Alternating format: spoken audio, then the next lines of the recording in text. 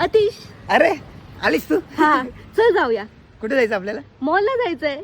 हा. आज कोणतरी खूप खुश होणार आहे. का? तुला ना मी आज शूज घेऊन देणार आहे. तुला अजून काय काय घ्यायचं? आज आपण सगळं घेऊया. आज मी खूप खुश आहे. म्हणून तुम्हाला जास्त आवडतेस जास्त- आणि आता जास्त आवडाय पण लागलेस. म्हणजे आधी कमी आवडत होती.